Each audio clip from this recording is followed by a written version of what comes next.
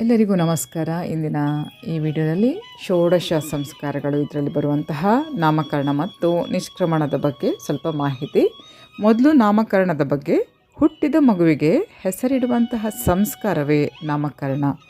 ಹೆಸರಿನ ಅಗತ್ಯವನ್ನು ಬೃಹಸ್ಪತಿ ಈ ರೀತಿ ಹೇಳುತ್ತಾನೆ: ನಾಮಾಖಿಲಸ್ಯ ವ್ಯವಹಾರ ಹೇತು ಶುಭಾವಹಂ ಕರ್ಮಸು ಭಾಗ್ಯ ಹೇತು ನಾಂ ತೈವ ಕೀರ್ತಿಂ ಲಭತೆ ಮನುಷ್ಯ ತತಃ ಪ್ರಶಸ್ತಂ ಖಲು ನಾಮಕರ್ಮ.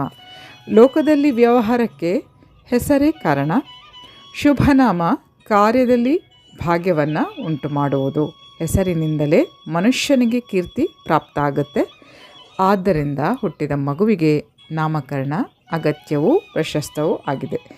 ಮಗು 10 ರಾತ್ರಿ ಕಳೆದ ನಂತರ 11ನೇ ದಿನ ಮಗುವಿಗೆ ನಾಮಕರಣ ಮಾಡಬೇಕು. ಪಾರಸ್ಕರ ಗ್ರಹ್ಯ ಸೂತ್ರದಲ್ಲಿ ದಶಮ್ಯಾಮುತ್ಥಾಪ್ಯ ಪಿತಾ ನಾಮಕರೋತಿ. ದಶರಾತ್ರಿಯನ್ನು ಕಳೆದು ಹುಟ್ಟಿದ ಮಗುವಿಗೆ ತಂದೆಯು ನಾಮಕರಣ ಮಾಡುತ್ತಾನೆ ಎಂದು ಹೇಳಲಾಗಿದೆ. ಇದು ಸಾಧ್ಯ ಆಗದಿದ್ದರೆ 101ನೆಯ ದಿನದಂದು ಅಥವಾ 2ನೇ ವರ್ಷದ ಆರಂಭದಲ್ಲಿಯೂ ನಾಮಕರಣ ಮಾಡಬಹುದಾಗಿದೆ. ನಾಮಕರಣದ ದಿನದಂದು ಸ್ನಾನ ಪವನಾದಿ ಸಮಸ್ತ ವಿಧಿಯನ್ನು ಪೂರೈಸಿ ಸ್ವರ್ಣ, ರಜತ ಅಥವಾ ಕಂಚಿನ ಹರಿವಾಣದಲ್ಲಿ ಅಕ್ಕಿಯನ್ನು ತುಂಬಿ ಆ ಅಕ್ಕಿಯ ಮೇಲೆ ತಂದೆಯು ಕ್ರಮವಾಗಿ ತನ್ನ ಮಗುವಿನ ಕುಲದೇವತಾ ನಾಮ, ನಕ್ಷತ್ರ ನಾಮ, ಮಾಸನಾಮ ಮತ್ತು ವ್ಯಾವಹಾರಿಕ ನಾಮಗಳನ್ನು ಬಂಗಾರದ ಶಲಾಕೆಯಿಂದ ಅಥವಾ ಅರಿಶಿನ ಕೊಂಬಿನಿಂದ ಬರೆಯಬೇಕು. ಗುರು ದೇವತಾ ಸ್ಮರಣೆಯ ದೃಷ್ಟಿಯಿಂದ ಗುರುಗಳ ಹಾಗೂ ಭಗವಂತನ ಹೆಸರನ್ನು ಮಗುವಿಗೆ ಇಡುವುದು ಪರಂಪರೆಯಿಂದ ಬಂದಿದೆ. ಇದನ್ನು ಬೋಧಾಯನರು ಕೂಡ ಋಷ್ಯಣೂಕಂ ದೇವತಾಣೂಕಂ ವಾ ಎಂಬ ಮಾತಿನಿಂದ ಉಲ್ಲೇಖಿಸಿದ್ದಾರೆ. ವಂಶದ ಹಿರಿಮೆ ಗರಿಮೆಯ ಸಂಕೇತವಾಗಿ ಅಥವಾ ಪೂರ್ವಜರ ಮೇಲಿನ ವಾತ್ಸಲ್ಯಾದಿಗಳಿಂದ ಪಿತಾಮಹ ಮಾತಾಮಹಾದಿಗಳ ಹೆಸರಿಡುವುದು ರೂಢಿಗತವಾಗಿದೆ. ಶರ್ಮ, ವರ್ಮ, ಗುಪ್ತ, ದಾಸ ಇವು ಕ್ರಮವಾಗಿ ಬ್ರಾಹ್ಮಣ, ಕ್ಷತ್ರಿಯ, ವೈಶ್ಯ, ಶೂದ್ರನ ನಾಮಾಂತ್ಯವಾಗಬೇಕೆಂದು ಪಾರಸ್ಕರ ಗೋಭಿಲ ಶೌನಕ ಗ್ರಹ್ಯ ಸೂತ್ರದಲ್ಲಿ ಉಕ್ತವಾಗಿದೆ. ಹೆಸರಿನ ಸ್ವರೂಪ ಹೇಗಿರಬೇಕೆಂಬುದನ್ನು ಕೂಡ ಗ್ರಹ್ಯ ಸೂತ್ರಗಳಲ್ಲಿ ವಿವರಿಸಲಾಗಿದೆ. ಗಂಡು ಮಗುವಿನ ಹೆಸರು 2 ಅಥವಾ 4 ಅಕ್ಷರಗಳಿಂದ ಕೂಡಿದ್ದು ಘೋಷ ಹಾಗೂ ಅಂತಸ್ಥವರ್ಣಗಳನ್ನು ಒಳಗೊಂಡಿರಬೇಕು. ಹೆಣ್ಣು ಮಗುವಿಗಾದರೆ ದೀರ್ಘಾಂತವೂ ತದ್ದಿತಾಂತವೂ ಆಗಿರುವ 1, 3 ಅಥವಾ 5 ಅಕ್ಷರಗಳಿಂದ ಕೂಡಿದ ಹೆಸರಾಗಿರಬೇಕು. ಸ್ತ್ರೀಯರಿಗೆ ನಕ್ಷತ್ರ, ವೃಕ್ಷ, ನದಿ, ಅಂತ್ಯಜ, ಪರ್ವತ, ಪಕ್ಷಿ, ಹಾವು, ಪ್ರೇಷ್ಯ ಭೀಷಣವಾದ ಹೆಸರನ್ನು ಇಡಬಾರದು ಎಂದು ಮನುಸ್ಮೃತಿಯಲ್ಲಿ ಉಲ್ಲೇಖಿತವಾಗಿದೆ. ಒಟ್ಟಿನಲ್ಲಿ ಮಗು ಉತ್ತಮ ಪ್ರಜೆಯಾಗಲು ಪ್ರೇರಣೆ ನೀಡುವ ಹೆಸರನ್ನು ಈ ಸಂಸ್ಕಾರದ ಮೂಲಕ ನೀಡಬೇಕು ಎಂದು ತಿಳಿಸಲಾಗಿದೆ. ಮುಂದಿನದ್ದು ಕ್ರಮ.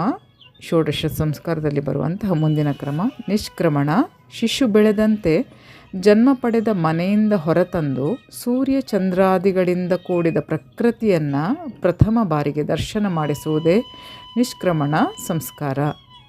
ಮಗುವ ಪ್ರಥಮ ಬಾರಿಗೆ ಹೊರಗಿನ ವಿಶಾಲ ಜಗತ್ತನ್ನು ದರ್ಶನ ಮಾಡುವ ಕ್ಷಣದಲ್ಲಿ ಅದಕ್ಕೆ ಉಂಟಾಗುವ ಅಧಿಭೌತಿಕ, ಅಧಿದೈವಿಕ ಮತ್ತು ಬಾಹ್ಯ ದುಷ್ಪರಿಣಾಮವನ್ನು ಎದುರಿಸಲು ಶಾರೀರಿಕ ಮತ್ತು ಧಾರ್ಮಿಕ ರಕ್ಷಣೆ ಅಗತ್ಯ. ಆದ್ದರಿಂದ ಈ ಸಂಸ್ಕಾರ ಅರ್ಥಪೂರ್ಣವಾಗಿದೆ.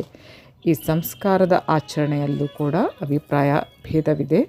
ಮನು, ಬೋಧಾಯನ, ಪಾರಸ್ಕರಾದಿ ಆಚಾರ್ಯರು ಈ ಸಂಸ್ಕಾರವನ್ನು ಶಿಶು 4ನೇ ತಿಂಗಳಿನಲ್ಲಿರುವಾಗ ಆಚರಿಸಬೇಕೆಂದಿದ್ದಾರೆ.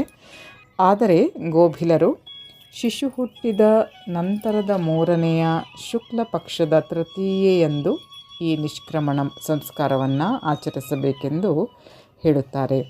ನಿಷ್ಕ್ರಮಣ ಸಂಸ್ಕಾರ ನೀಡುವ ದಿನದಂದು ಮಗುವಿಗೆ ಮಂಗಳ ಸ್ನಾನ ಮಾಡಿಸಿ ಉಕ್ತ ಹೋಮಾಚರಣೆ ಮಾಡಿ ಶುಭ ಮುಹೂರ್ತದಲ್ಲಿ ವೇದಘೋಷ, ಶಂಖನಾದ, ವಾದ್ಯ ಧ್ವನಿಯೊಂದಿಗೆ ಮನೆಯಿಂದ ಹೊರತಂದು ಬುದ್ಧಿ ಪ್ರಚೋದಕನೂ ಜಗತ್ತಿನ ಸ್ವಾಮಿಯೂ ಆದ ಭಾಸ್ಕರ ದರ್ಶನವನ್ನು ಮಾಡಿಸಬೇಕು. ಅಂತೆಯೇ ಔಷಧಿಪತಿಯೂ ಮನಃಕಾರಕನೂ ಆದ ಚಂದ್ರನ ದರ್ಶನವನ್ನು ಮಾಡಿಸಬೇಕು. ಸಂಸ್ಕಾರ ದೀಪಕದಲ್ಲಿ 3ನೇ ತಿಂಗಳಿನಲ್ಲಿ ಸೂರ್ಯ ದರ್ಶನವನ್ನು, 4ನೇ ತಿಂಗಳಲ್ಲಿ ಚಂದ್ರ ದರ್ಶನವನ್ನು ಶಿಶುವಿಗೆ ಮಾಡಿಸಬೇಕೆಂದು ಉಕ್ತವಾಗಿದೆ. ವೈಜ್ಞಾನಿಕವಾಗಿಯೂ ಈ ನಿಷ್ಕ್ರಮಣ ಸಂಸ್ಕಾರ ಮಹತ್ವ ಪಡೆದಿದೆ. ಮಗು ಬೆಳೆದು ದೊಡ್ಡದಾದಂತೆ ಅದರ ಬಾಲ್ಯ ಲೀಲೆಗೆ ಕಿರಿದಾದ ಮನೆ ಸಾಲದಾಗುತ್ತದೆ. ಬುದ್ಧಿ ಬೆಳೆದಂತೆ ಪಶು ಪಕ್ಷಿ ಗಿಡಮರ ಮುಂತಾದ ಪ್ರಕೃತಿಯ ವೈವಿಧ್ಯವನ್ನು ನೋಡಿ ಅದರ ಮನ ತಣಿಯುತ್ತದೆ, ಉಲ್ಲಸಿತವಾಗುತ್ತದೆ. ಸೂರ್ಯನ ಹೊಂಗಿರಣದಲ್ಲಿ ಆಡಿ ಚಂದ್ರನ ತಂಪಾದ ಬೆಳಕಿನಲ್ಲಿ ಕುಣಿದು ಶುದ್ಧ ಸಮೃದ್ಧ ಅನಿಲವನ್ನು ಸೇವಿಸಿ ಮಗು ಸರ್ವತೋಮುಖ ಅಭಿವೃದ್ಧಿಯನ್ನು ಹೊಂದುತ್ತದೆ. ಇದು ತಂದೆ ತಾಯಿಯರಿಗೂ ತಮ್ಮ ಜೀವನದ ರಸಮಯ ಸನ್ನಿವೇಶ ಹಾಗೂ ಸಂಸಾರದ ಸಂತಸದ ಸಮಯ ಆಗಿದೆ. ಮೈ ಡಿಯರ್ ಫ್ರೆಂಡ್ಸ್, ಷೋಡಶ ಸಂಸ್ಕಾರದಲ್ಲಿ ಬರುವಂತಹ ಮುಂದಿನ ಕ್ರಮಗಳ ಬಗ್ಗೆ ಮುಂದಿನ ವಿಡಿಯೋದಲ್ಲಿ ಮೂಲಕ ತಮ್ಮ ಮುಂದೆ ಇಡ್ತೇನೆ. ಅಲ್ಲಿಯವರೆಗೆ ಧನ್ಯವಾದಗಳು. Please take care. Have a good day. ಜೈ ಶಿವಶಕ್ತಿ, ಜೈ ಮಾ ಕಾಳಿ, ಜೈ ಶ್ರೀಕೃಷ್ಣ. ಶ್ರೀಕೃಷ್ಣ ಅರ್ಪಣಮಸ್ತು. Thank you.